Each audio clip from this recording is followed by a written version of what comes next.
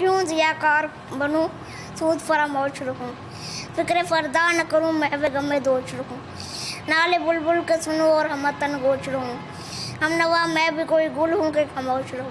अस्सलाम वालेकुम, मैं हूं आपका मेज़बान इमरान जलील और आप देख रहे हैं कैम्प टीवी।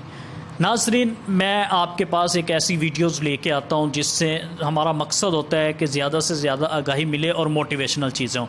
मेरे हाथ में एक ऐसी किताब है, किताब का नाम है मुसाफिर, और इस किताब में पंजाबी में, रोमन में और इंग्लिश में पोइट्री लिखी हुई है। नूरुद्दीन ने यह किताब लिखी है और नूरुद्दीन को ये किताब लिखते हुए कितनी मुश्किलात का सामना करना पड़ा, नूरुद्दीन को ये किताब लिखने का आइडिया कब आया और नूरुद्दीन का मकसद क्या था, आइए उनसे जानते हैं। नूरुद्दीन, पहले तो आपको बहुत बहुत मुबारक हो ये जो आपने मुसाफिर लिखी है। बहुत शुक्रिया। ये मुसाफिर का आइडिया आपको कैसे आया? मुझे अल्हम्दुलिल्लाह बचपन से सूफीज़्म का लगाव। किसकी शायरी आपको ज़्यादा पसंद है? मुझे बाबुल शाह से ज़्यादा मुतासिबन मिलती है। काफ़ी मुश्किलात का सामना हुआ। मैंने फिर सोचा कि जो मेरे रोज़मर्रा के ख्यालात हैं मैं उससे लिखना शुरू करूं। मैंने वो लिखे। अल्हम्दुलिल्लाह मैं सोच रहा हूँ कि अपनी कौम को ऐसे ही मोटिवेट करूँ। मैंने शुरू से सोचा था कि जब इसके तकरीबन कम से कम 100 सफ़ात हो जाएंगे तब मैं इसे एक किताब के वजूद में लेके आऊँगा।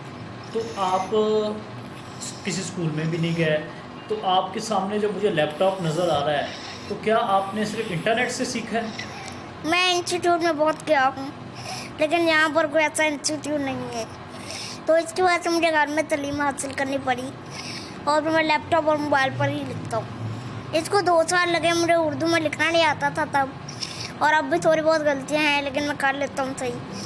तो इसी वजह से मैंने पहली किताब रोमन में लिखी। अल्हम्दुलिल्लाह मेरे वालिदैन ने मुझे बहुत सपोर्ट किया है और उनकी सपोर्ट ने मुझे इनकरेज किया है, जिसकी वजह से मैं आज भी अब काम कर रहा हूँ। ये क्यों जियाकार बनूं सूद फरामोश रखूं, फिक्र फरदा न करूं मैं वे गमे दोष रखूं, नाले बुलबुल के सुनूं और हम तन गोच रहूं, हम नवा मैं भी कोई गुल हूं कि खामोश रहूं। मैं पहले तो अपनी दूसरी किताब पर काम कर रहा हूँ जिसमें मैंने अपने रोज़मर्रा के ख्यालात के साथ मुख्तलिफ स्टोरीज भी डाली जो कि मैं खुद तहरीर कर रहा हूँ और उसमें मुख्तलिफ लेसन भी हैं।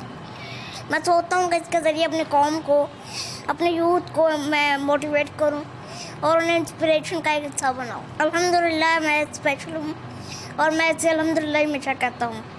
मेरे अलावा पाकिस्तान में या पूरी दुनिया में और बहुत से स्पेशल हैं, सिर्फ मैं अकेला नहीं हूँ।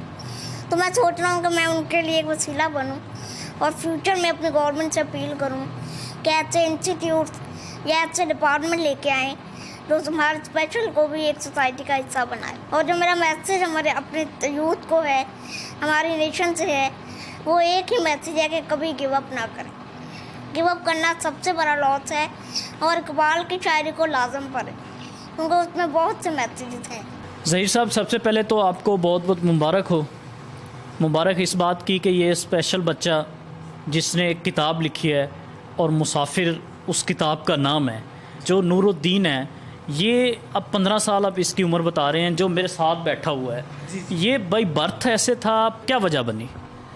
ये जब था तकरीबन 2.5 साल का, जैसे बच्चे शरारतें करते हैं ना, इसने एक बेड से दूसरे बेड पे छलांग मारी और इसकी बैकबोन पे चोट लग गई, जिसकी वजह से ये उसके बाद ना ग्रो हुआ है और ना ही चल फिर सका है। और ये इतने के इतने रह गए, इसके हाथ पाँव भी ना, इसके हाथ में ताकत नहीं कि पेन पकड़ ले। इसने ये बुक लैपटॉप पे और मोबाइल पे टाइप कर करके लिखी है रोमन इंग्लिश में, और इसका तर्जुमा मिस पैरन बोगा ने किया है।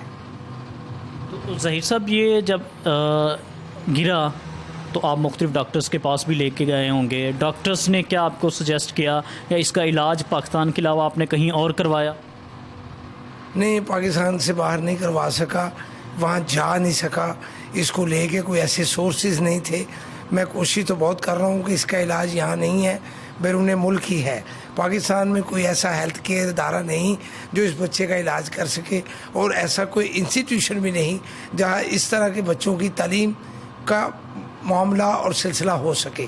I went lot of places. मैं इसको वहाँ हरबंसपुरे के पास एक स्कूल है, वहाँ लेके भी गया था, लेकिन उन्होंने ये कह के रिजेक्ट कर दिया कि हम दिमागी तौर पे जो डिसेबल होते हैं उन्हें एडमिशन देते हैं जो चलते फिरते हों। ये बच्चा चलता फिरता नहीं, हमारे यहाँ ऐसा कुछ सिस्टम नहीं कि इनकी तालीम का कुछ सिलसिला हो सके। क्या आप मौजूदा जो हमारी हुकूमत है उनसे कोई इस तरह के इलाज के लिए कोई अपील करना चाहेंगे? आई थिंक हुकूमत को खुद सोचना चाहिए कि हम इस तरह के बच्चों को हमेशा प्रमोट करना चाहिए।